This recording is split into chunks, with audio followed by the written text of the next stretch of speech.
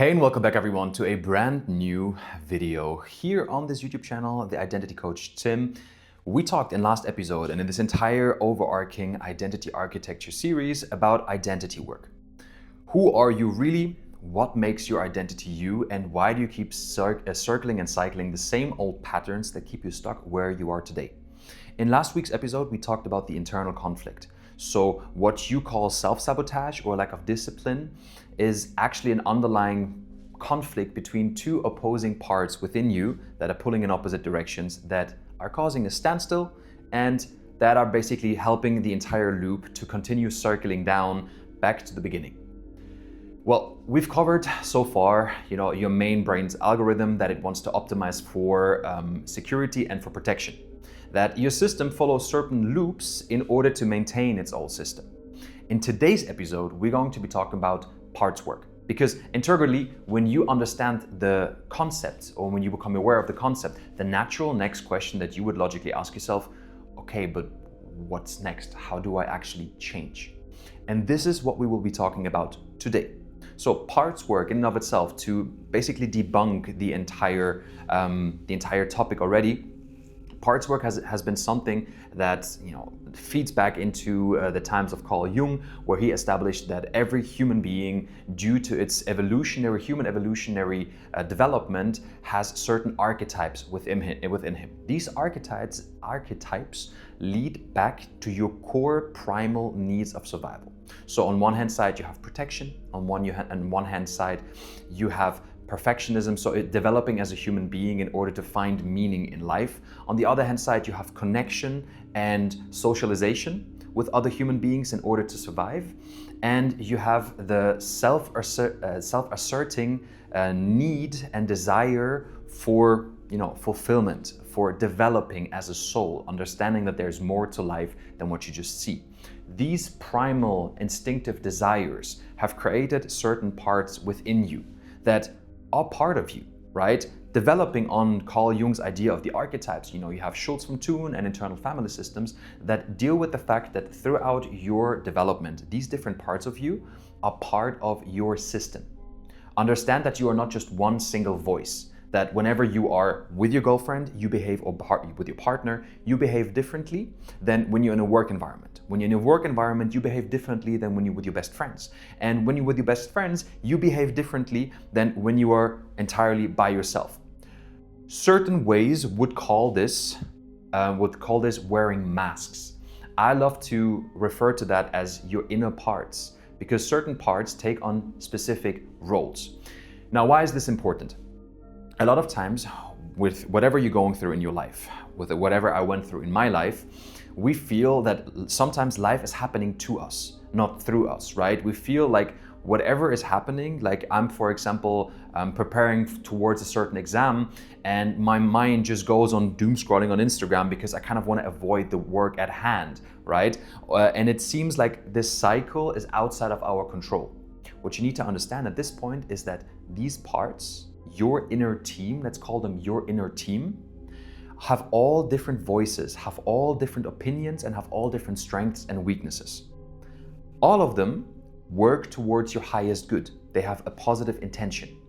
Throughout the years, through the experience that you've made, the trauma that you've experienced, the upbringing, the dissatisfaction, the disappointments, the shame, the guilt, the fear, all of the life experiences and life itself that happened to you has basically broken the trusts of those inner parts towards you as the leader, as the highest self, as the captain of this entire team, because you have been going down certain roads of self-sabotaging, of avoidance, of people-pleasing. And if this inner self-leadership was lacking, where you as the captain coordinate the team towards, the highest, best performing team that could actually win this game of life, well, those parts felt obliged to take control and know what they do best, or actually do what they know best, They do what they know best. For the warrior inside of you, for this controlling part, it was, okay, if you don't take care of this business right now, I'm going to take care of it for you. I might just be very analytical and I might overwork myself to exhaustion, but if you don't take care, I will have to. so they step in. What is quite interesting here to notice is that it's quite an abstract topic. It's abstract, but it seems logical, but because we all have different voices that we hear and different, voices speaking to us when we have to take certain decisions. When you're at work, it might be the analytical controller, the warrior inside of you that says, all right, let's go for this, right? But inherently, there is this other side that pops in simultaneously. Once I've explained in my last video, the internal conflict, the protective side kicks in and questions that decision, saying, well, if I actually go for that now, will I not lose my free time, and will I not lose the me time that is so important to regain energy? Or may I maybe disregarding my family? May I maybe not spend so much time with them? And this internal conflict is basically a communication which is happening between those two parts, where they say what they want, but there is no mediator in between. You being the mediator, you have to start leading that team again. Most of the time, when we're in a situation where things are not working out over a long period of time, we have lost control over those parts, and they step in different moments where they feel they have to. Here, I've marked down on this table what I love to do, and this, as parts work is like my core coaching methodology, my core coaching concept. I always tell my clients, all right, imagine you sitting now in a massive theater hall. The entire stage is empty. You as the director of the piece, of your theater play, as the screenwriter, and as the main principal heads, the orchestrator that makes everything happen, you sit in the first row. On that stage, imagine, you picture the stage as you wish, right? Probably your mind is already drifting off to how it might look like. You can decorate it and you can make it look as you wish, as you like. But imagine now a big round table, or a couch, or whatever you can pop up in your mind. On this stage, you see now a big massive table. On this table, there are chairs. There's no one sitting there yet. But imagine now that the entire stage is dark and only one big spotlight is coming up. What happens most of the time in our life is that certain parts have learned throughout our own misbehavior and our own misguidance that they can't trust your leadership.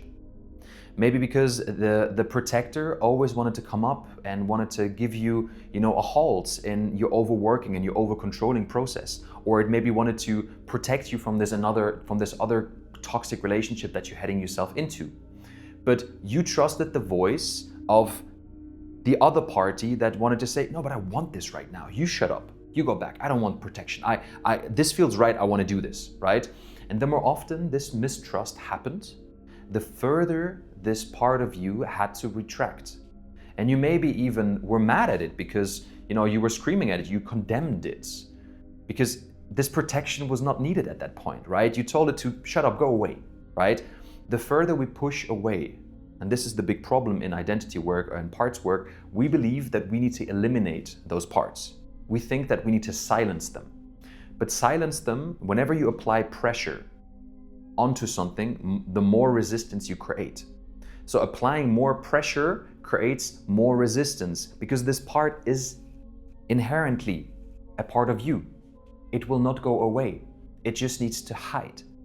It still has its positive intention for you, and it still wants to protect you in your essence. But the less it will be heard, and the less it will be seen and felt seen, the more it is trying to subconsciously still impose its sense of protection over you, or its sense of just go do it, man. And this leads to subconscious systems and patterns that activate, that lead into self-sabotaging. Because self-sabotaging in and of itself is those internal parts where one voice is louder than the other still has as much power, but you only hear one side. So whenever you only hear one side, you only trust that one, but the other one is still playing a massive role, still putting stones within your way, still making you, instead of working towards a goal when, you really want to get that promotion, you then all of a sudden feel like, oh, well, what is this one friend doing? Let me check his Instagram. Oh, let me check, what's up in the real feed. And you start doom scrolling, time passes, you self-sabotage. Whenever we apply pressure to a part of us and whenever we try to cut them out, the more resistance they create and the harder it backfires. So the core idea here is to create a place and a space where we acknowledge the parts that we have. We give them a space to be seen, we give them a space to be heard, and to express their worries about our life. Because in that framework, imagine now that you being the leader of this theater play, you have your round table and you one by one start looking at a topic. For example, you ask yourself, my goal is that, I want to feel more accepted by my environment. I want to speak out more authentically. You ask yourself that question and you start listening, hearing what comes up. Usually there's a voice somewhere located, slowly creeping up. This voice, if it has been so suppressed, is maybe very quiet.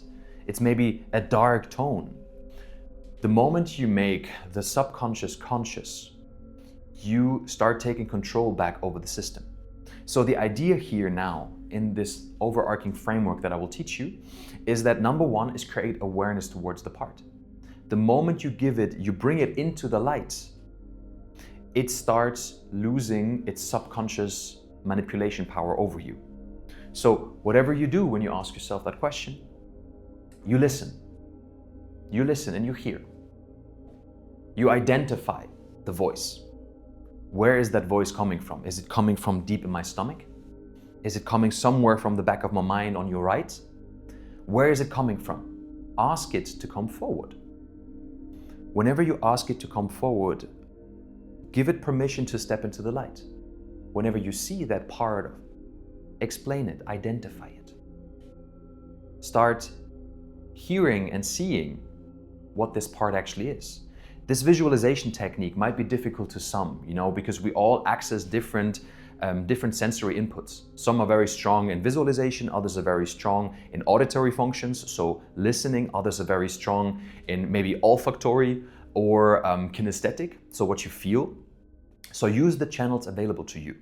If you can't visualize it, try to feel it and try to give this feeling a physical form. Doesn't need to be a human. It can be whatever comes up. It can be a dark shadow creeping up from underneath that has a very low and dark and dominant voice, that it has maybe a very soft voice, that where you hear within that voice a certain shame and a certain guilt and sadness within. Explain it, make it visible, because what this does to your brain is it detaches you, it disassociates you from the problem. Disassociating from that part helps you to create a distance between you and the problem. Now from, well, this is just my life, I'm not good enough anyways, you now disassociate and say, there's this part in me that has not been heard and not been seen for a very, very long time, and I'm now giving it a stage to see. I can tell that it's a small boy coming from deep within that has been pressed down over years of negative experience, trauma and whatsoever, and that it has a low voice, a sad voice, a silent voice. Give it a form, bring it into the light. Usually what happens when this voice comes up and you give it a stage, there's usually an opposing voice coming up, right? When you ask it, what is your positive intention? Why do you keep hindering me? Why do you keep sabotaging me from achieving this promotion? This part might say, because I want to protect you. We've been hurt so many times in the past.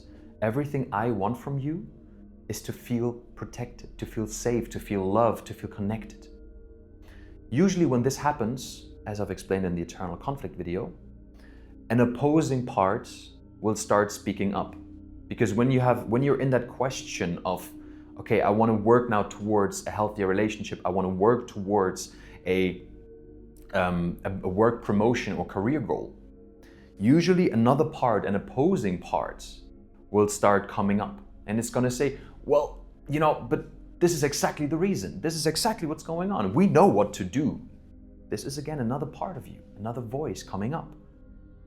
Now, focus your attention on that part, because you've invited this one part of you to sit on the table. Now listen to the other part, bring it up. Ask it to come to the front. Is it the warrior that wants you to succeed? Is it the warrior that wants you to, really the controller that says that, okay, we gotta go, go, go, go, go? Let it come up. Identify it. Start giving it a form. How does he look like or she look like? It look like? Does it have a hard voice, a low voice? Does it have a very dominant, authoritative tone? Or is it, is he rather analytical? How does it look like? How does it feel like? How does he sound like? And ask it to take a part on your table. Like this, you will slowly start disassociating your problems with you, and you start giving them a name. You start having them as part of you and not as you, as my core self-concept and my core belief. You are not lazy. You are not lacking discipline. You just have a team that doesn't know how to communicate with you, and you not knowing and understanding how to lead them. Because this is what self-leadership does. The moment you identify all of your parts, and that takes usually a time, this takes a process. You start mediating. Ask one part, okay, what is your positive intention? Ask the other part, what is your positive intention? Ask what it wants from you. Acknowledge and ask it why it is sabotaging you. You start understanding intrinsically what this part really, really wants from you.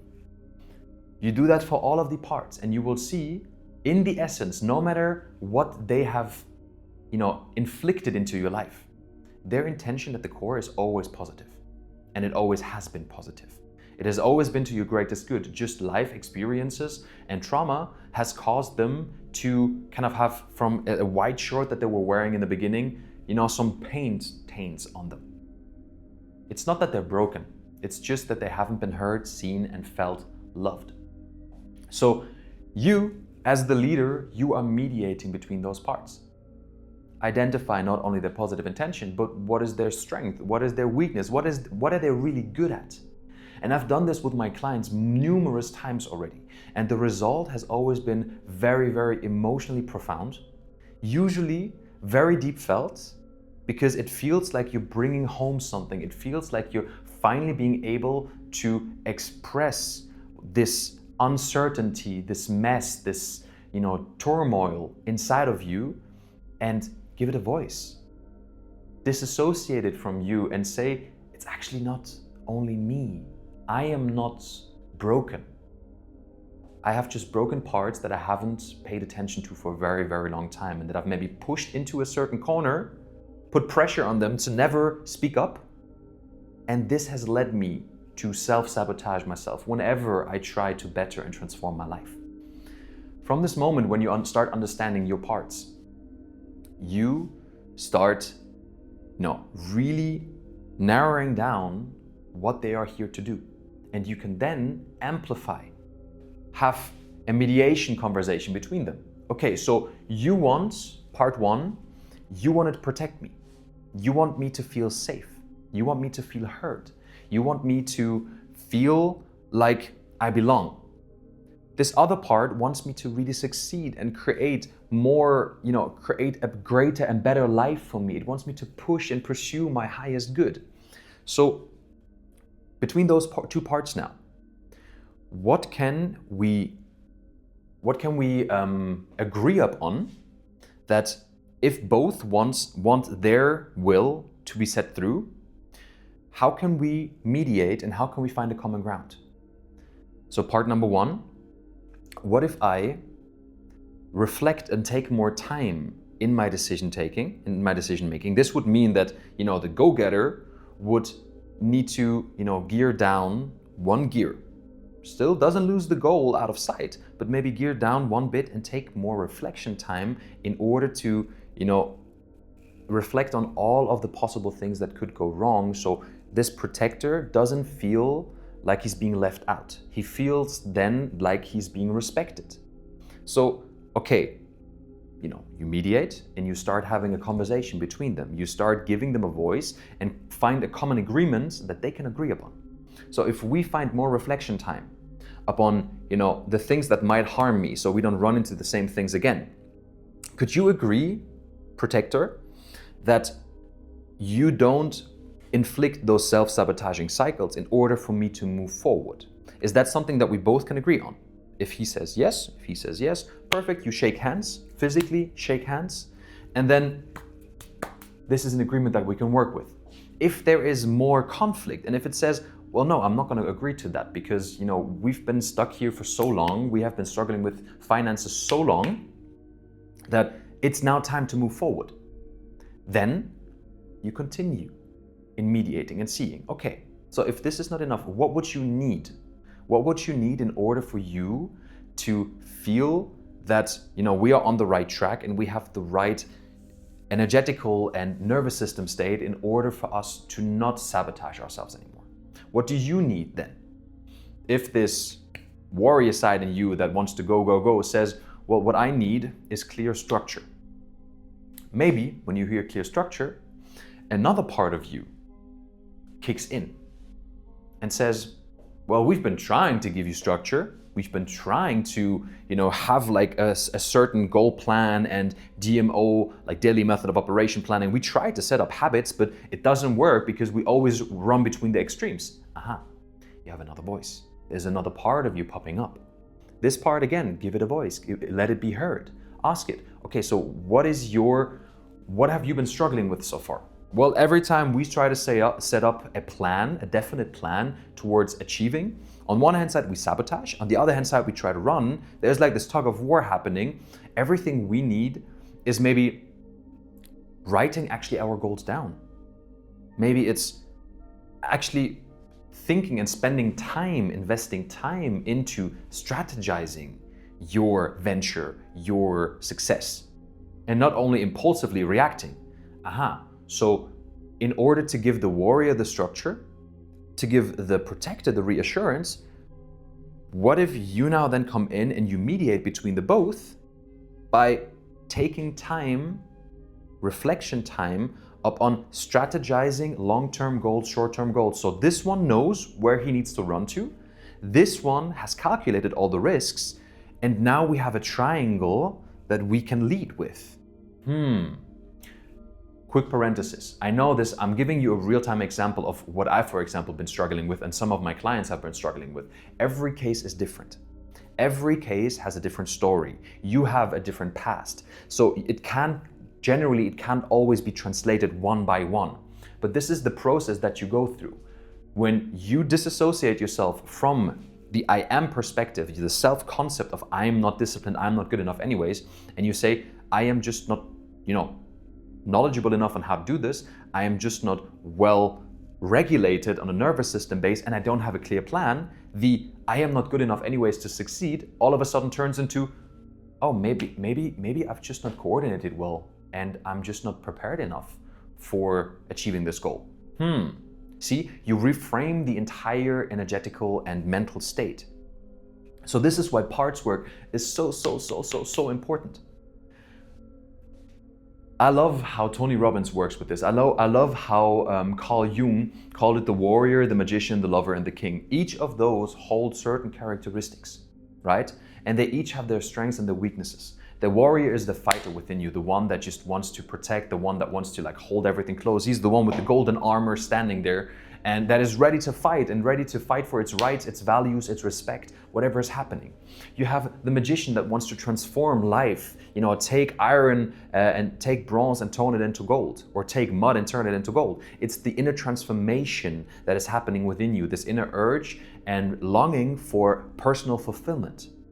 You have the lover that wants to connect, that wants to create, that wants to bond and feel life and all of its beauty, connect with nature, connect with other like-minded human beings, connect with a partner, create life. And you have the king, the sovereign, the one that, leads with all his might, that holds the highest values, that holds the values of respect, of honesty, of honor, that wants to lead you forward into life. Bring your inner team into harmony. 1, name the parts. 2, find their positive intention. Let them work. And 3, find agreements that you are able to instill to make part 1, part 2, part 3, part 4, part 5 a system that is actually working together, a system that has agreements with each single part. If you make it that simple, tasks become second nature. Discipline becomes second nature because you now don't do it impulsively. You do it from a basis of, well, I have an agreement that I have now 1 hour of go time, of go time. And after this 1 hour go time, the inner lover inside of me, the playful one, deserves rest, deserves a hike through nature to replenish, to rejuvenate. Once we come back, before we go over back into action mode, we then give the inner magician the part to maybe dream and visualize a little bit where we want to go, how we want to strategize our future in order to maintain our work and progress in alignment with who we truly are, what we truly want, and what our life purpose. Big word for another video, obviously, but what our life purpose really is. And maybe then from there, we give the inner protector some time and the lover some time to connect with ourselves, some mindful time to regulate our nervous system whenever we feel like the day was not in our advantage, right? We had a stressful morning, whatever happened, right? Bringing those parts into harmony resolves most of your conflicts because you don't feel associated with the problem anymore, but you actually feel it as a to-do list, as a work plan with your team, with your NFL team that you need to coach in order to bring the big win in at the end of the season, right? If you approach identity work in a similar manner and start overcomplicating it, my life is difficult because it always has been difficult. I promise you, like attracts like. If you go about life from a belief system, a belief state that anyways I will fail, how do you expect your team to win in life if the leader goes about this with a belief system that we're going to fail anyways? If you go about as a team captain with this belief system, I promise you, on everything I have, everything that you will attract into your life is failure and misery. So working together with your team, understanding what makes you you, what is your self-concept all about? Who are you? What do you believe about yourself? What do you think that other people believe about yourself? And dissecting it in a rational manner, going deep into each point and understanding it emotionally. And then from there, being able to, again, rationally, emotionally, solve and replace this old belief system with a new set of beliefs, a new set of work tools that you practice every single day. Because in the identity reversal video that we talked about how in that process of, thought, action, trigger, action, behavior, result, reconfirmation, the behavior is the most important part.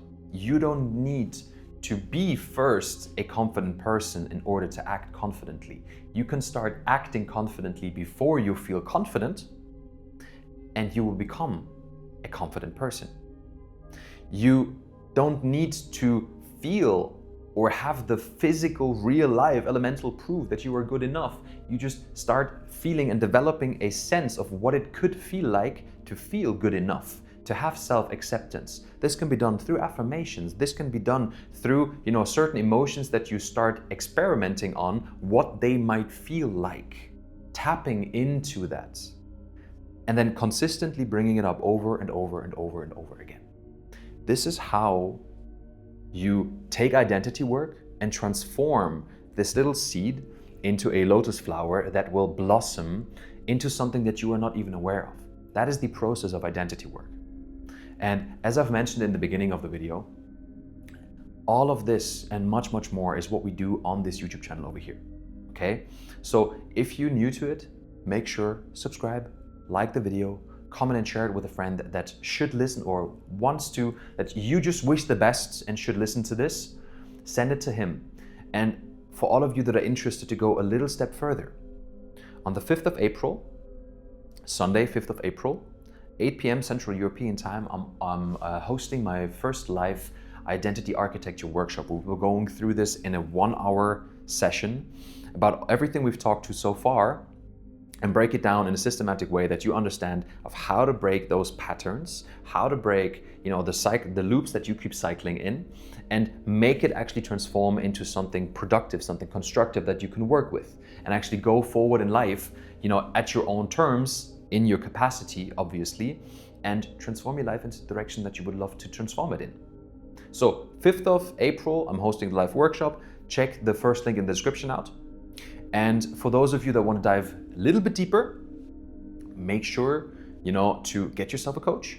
I'm offering one-on-one coaching. You can as well, here in the description, check out the link. I offer a 30-minute free consultation call where we go a little bit about your underlying patterns, how they've been holding you back, and how we can move forward if we're a right fit, right? So this is something that I offer to you. If not, you can always feel free to use this channel, but obviously coaching one-on-one is the deep work that you might need if you have been struggling to do it by yourself, okay? So keep that in mind. In our next video, we then dive a little bit deeper into parts work and actually the mechanics behind it and how to really, the magic behind identity work and how you can start transforming your life on demand, okay? So with next week's video, we're kind of like ending this mini series of identity architecture, and we're going into some more different topics that are related to it, but might really be a great addition to your personal transformation and personal development work, okay? So I'm Tim. It was a pleasure being here today. I love you all, and see you in next week's video.